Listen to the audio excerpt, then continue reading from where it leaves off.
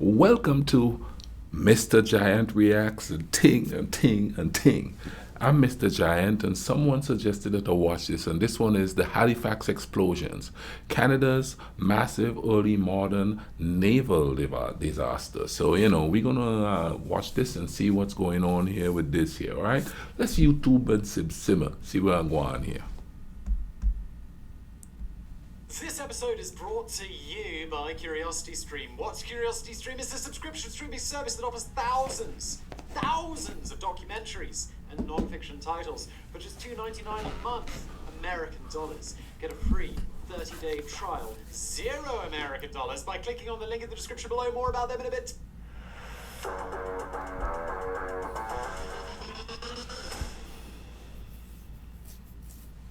You may remember in the torrent of news last year about an event in the port of Beirut, Lebanon. Yeah, among all the COVID stuff, I do remember there was an absolutely massive explosion because those videos were incredible. I mean, in a bad way, people died. In August of 2020, a warehouse storing 2,750 I remember tons of that. ammonium nitrate caught fire, causing an explosion strong enough to register on seismometers, and it was heard as far away as Cyprus, more than 150 miles away. Wow. Details of the accident are still being investigated, but what we do know is that the explosion was equivalent to about 1.1 kilotons of TNT, and it caused 207 deaths and 7,500 injuries. It was undoubtedly one of the worst man-made disasters in recent history. But what if I told you that the Beirut blast, despite the damage it inflicted, wasn't even the worst accident of its kind? Indeed, that there was a disaster like the Beirut explosion, but whose damage and death toll were orders of magnitude worse. And if you haven't seen videos of that,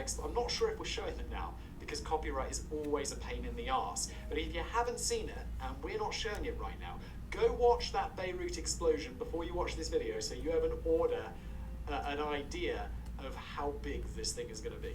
Well, there is such an explosion, and we have the breakdown of that accident for you here today, because this is the story of the Halifax explosion.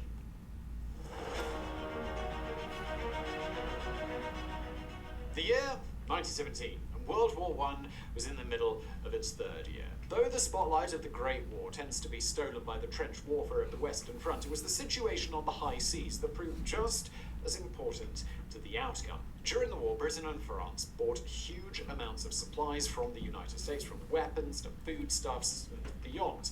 And these were, of course, shipped across the Atlantic to the Allied countries. These readily available imports were not an option to the Central Powers, namely the German Empire. At the start of the war, the United Kingdom had its Royal Navy impose a total blockade of German shipping, one that was, even at the time, considered exceptional in its severity. Even food was considered contraband of war. Although Germany was able to produce sufficient amounts of food in peacetime, the demands of war resulted in many farmers being drafted along with their draft animals and fertilizer being requisitioned for the war effort. What this meant was that the Western Allies had basically all the food they could eat, while Germany was forced to ration. The Germans were not blind to their dire situation on the ocean, which wasn't made easier by the fact that it was basically a free-for-all in terms of international law. We'll go into more specifics, but honestly, the back and forth between Britain and Germany over the rules on submarine warfare and arming neutral merchant ships is a video entirely on its own. I'm not sure if we could cover it on this channel, but if you didn't know, I've got like 10 channels.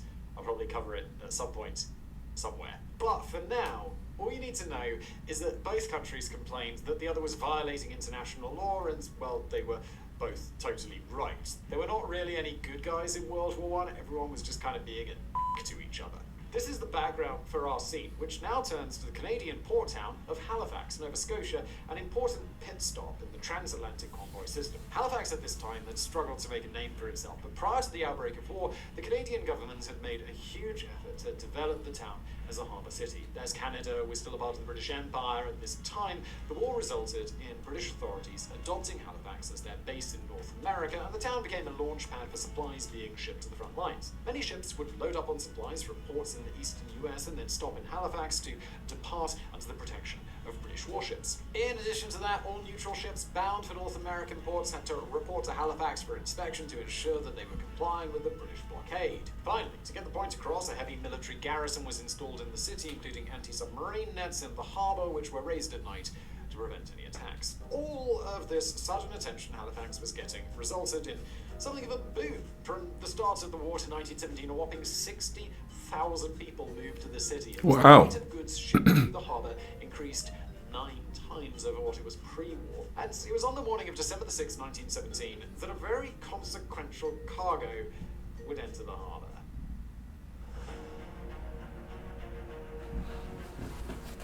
Alright, so there are two primary actors in this story. The first is the SMS Imo, a Norwegian vessel intended to carry relief supplies to Belgium, at the time still under German occupation. The Imo had sailed from the Netherlands and arrived in Halifax on the 3rd of December for inspection and refuelling, intending to continue to New York afterwards. The captain, Håkon From, had been given clearance to leave Halifax on December the 5th, but the call for his ship had been delayed. By the time refuelling was done, the anti-submarine nets had been raised in the harbour, forcing him to wait until morning so he could depart for New York. It was while Captain From was sitting in port that our second character literally sails into the scene. The SS Mont Blanc was a French cargo ship which arrived at Halifax Harbour from New York on December the 5th, under the command of Aim Limedets. In the exact opposite problem of the Imo, the Mont Blanc arrived at Halifax Harbour too late before the submarine nets were raised, forcing it to wait outside the port until morning when the nets would be lowered. Its cargo was a load full of TNT, picric acid, gun cotton, and benzol fuel. Highly flammable, highly explosive. Normally ships carrying dangerous cargo like this would not be allowed into the harbour at all, but because of the war and German submarines, this rule was just not being enforced. When morning came, the Imo was given clearance to leave around 7:30 a.m. Ships were restricted to 5 knots within the harbour, but the Imo was steaming well above that in order to make up for the delay.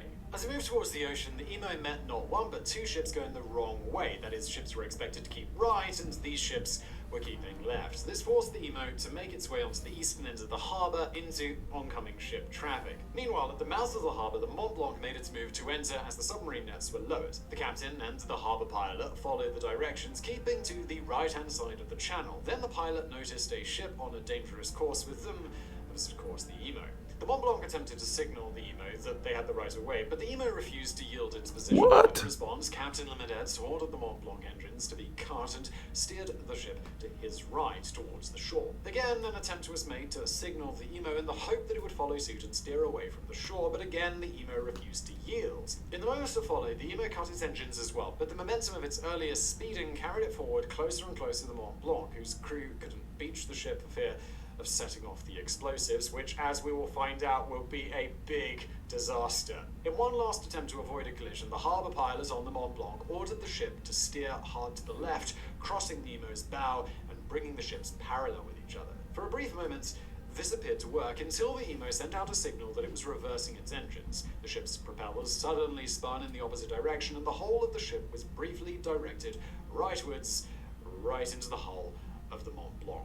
Now, I promise you that some serious is about to go down, but before we get into that, let me tell you about today's wonderful sponsor, CuriosityStream. CuriosityStream is a subscription streaming service that offers thousands of documentaries and non-fiction titles from some of the world's best filmmakers, and they even have their own exclusive originals that you can't see anywhere else. CuriosityStream is available on many platforms and web apps: Roku, Android, Xbox One, Smart TVs, iOS, Chromecast, Amazon Fire, Amazon Kindle, and Apple TV. That's a lot of platforms. And I mean, look, if you've got a screen, I'll have to that's check made this of a out. yes, a smart screen of some kind, you're probably going to be able to watch CuriosityStream, which is nice. Right now, they're a very popular documentary series called The Top Science Stories of 2020. Obviously, it features a bunch about COVID-19, but it also dives into other stuff like CRISPR, Mars rover, fossilized DNA, and a lot of other exciting stories that you might have missed because the news was full of COVID stuff.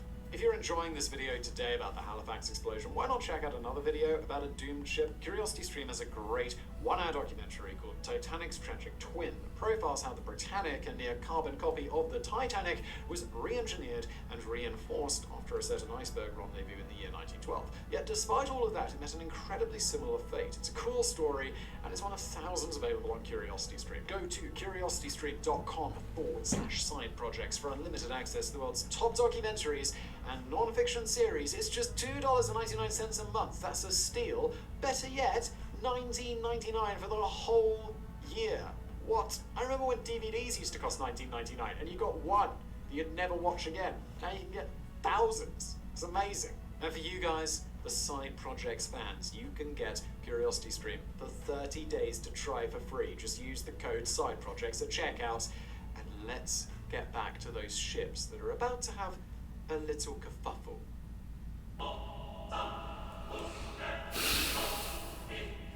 The collision occurred at 8:45 a.m. and caused superficial damage to the Mont Blanc's hull. Yet the force from the impact was enough to topple and rupture several barrels of benzol fuel on the deck, which spilled over and flowed into the hold where the explosives were kept. Then, as the Emo's propellers reversed the ship, the scraping of the two ships' hulls caused sparks, which then ignited the spilled benzol, causing a fire in the waterline that then spread up the side of the Mont Blanc.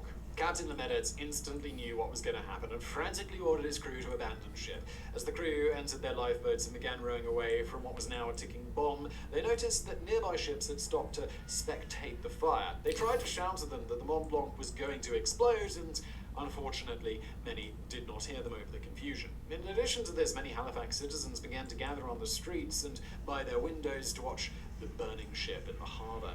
One ship, the tugboat Stella Maris, responded to the fire. Interestingly, this boat was one of two ships that the Emo had to dodge only minutes earlier. The Temps were made to fight the fire, but the boat was not remotely equipped to handle this sort of crisis, and the ship backed off. The captain of the Stella Maris was in the process of working with other nearby ships to tow the Mont Blanc away from the pier when the fire finally reached the ship's cargo of high explosives. This would be the culmination of this chain of catastrophes. Try to keep your bearings and remember that video in Beirut, because the numbers we're about to throw at you are simply staggering.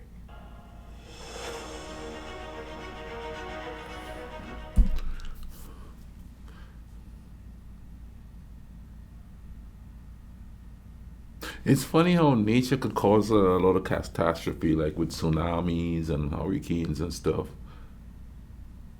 And man adds to it by having explosive stuff, fighting wars and doing all that crazy thing. Now,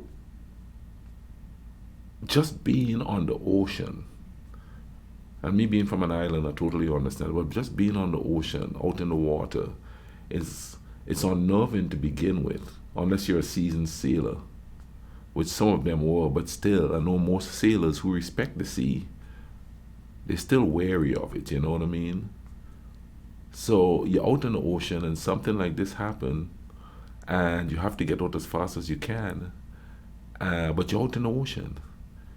Can't imagine the fear there, you know what I mean? Of course, too, it seems like a lot of them didn't understand the gravity of the situation.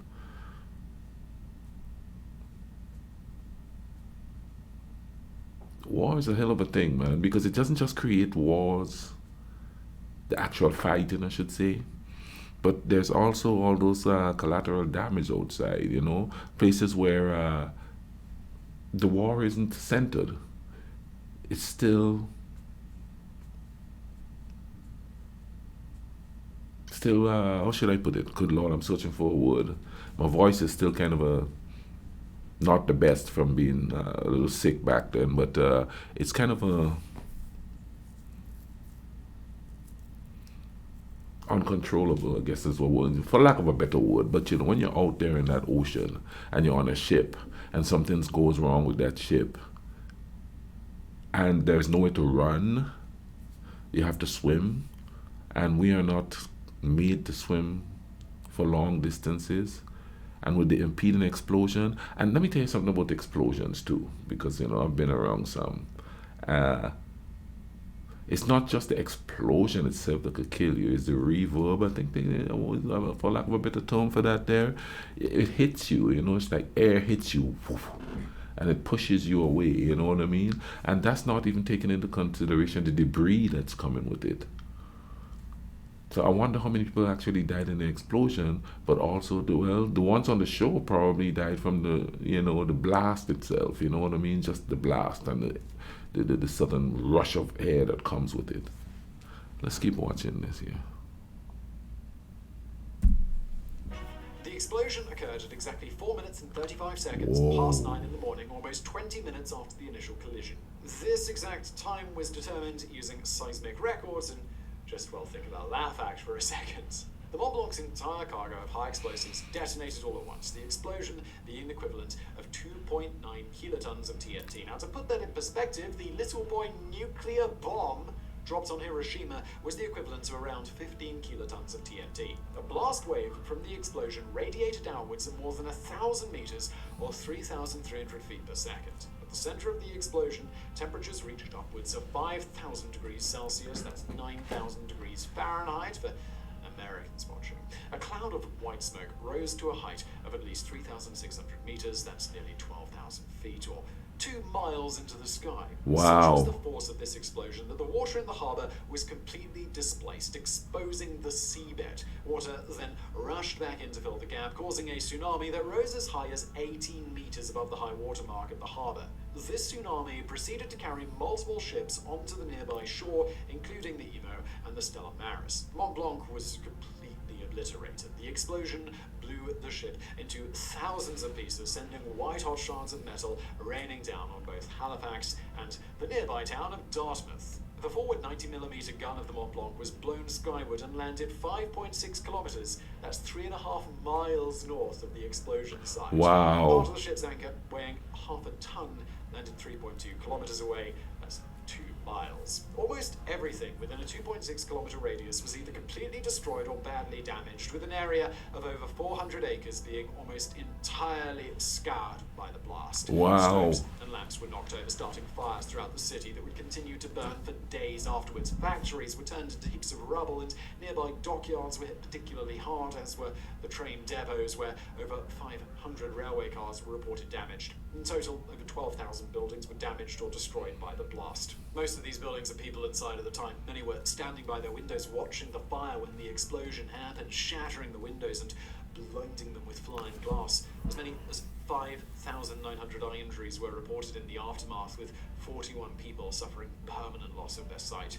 Workers in the factories were crushed by collapsing buildings. Cadets and instructors at the nearby Naval College were badly maimed. Sailors on ships near the Mont Blanc were hit hard. The Stella Maris lost 21 of her 26-man crew, with Captain perishing in the blast, but his son, the first mate, surviving. The crew of the Mont Blanc itself only lost 1 man. One survivor, the firefighter Billy Wells, had his clothes torn from his body, and he was thrown away from his fire engine by the force of the explosion. He described the scene that he witnessed as such. The sight was awful, with people hanging out of their windows dead, some with their heads missing, and some thrown onto the overhead telegraph wires. All in all, the Halifax explosion would kill 1,600 people instantly and injure over 9,000. Whoa. Those injured would later die.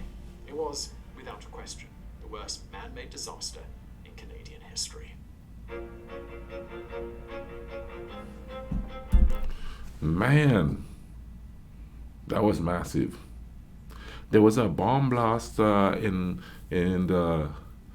back then. It's now called the National Stadium on the island, and it was there was a political rally by the opposite by the government at the time, the socialist government, and the thing about that is, like I said, you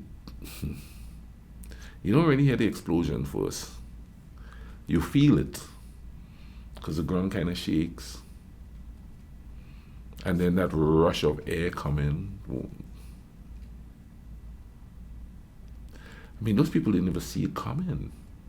Really, they were watching the fire, and then boom, things being thrown 3 miles. I mean, the bomb blast back home was like minuscule compared to that. And, you know, you could feel the rush, and then the deafness after, and the disorientation after, because, you know, it's just not natural for us to feel that. Wow. I've never really heard of this before. This is something else. Rescue efforts began almost immediately, with the neighbours and co-workers making attempts to dig people out of collapsed buildings. Not long after, the surviving emergency services got involved, and after that, anyone with a working car or truck was pitching in to help. The hospitals were quickly overwhelmed by the sheer number of wounded, with the Campbell Military Hospital admitting around 1,400 people in a single day. Extra manpower was brought in from across Nova Scotia as efforts continued, including firefighters as far away as Amherst, 200 kilometres or 120 miles away. Several ships near Halifax changed course to investigate and assist in rescue operations. One ship, the USS Tacoma, actually went to battle stations because they assumed that they were being fired upon. Indeed, some survivors initially believed that the explosion was the result of a bomb dropped by a German plane, although that rumour quickly dissipated. There simply weren't bombs that strong available. As if the initial disaster wasn't enough, a blizzard struck the area the very next day, dropping 16 inches of snow on the ground, stalling trains with supplies and knocking down the telegraph wires. Searches for survivors had to be called off. The one bright spot of the storm was that the snow helped put out fires which were at the time still ravaging the city. The monetary cost of the disaster, this is only an estimate, but it stands at around 35 million Canadian dollars, which is about 519 million Canadian dollars today.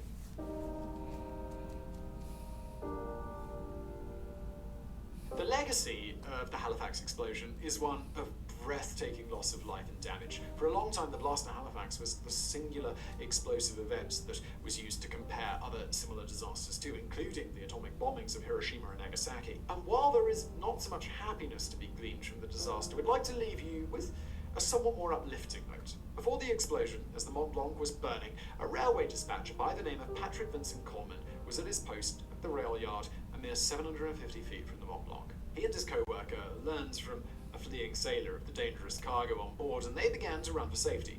However, as he ran, Coleman remembered that there was an inbound passenger train from New Brunswick carrying around 300 people and due to arrive within minutes. Coleman turned around and returned to his post alone, where he sent an urgent message: hold up the train, ammunition ship afire in the harbour, making for Pier 6, and will explode. Guess this will be my last message.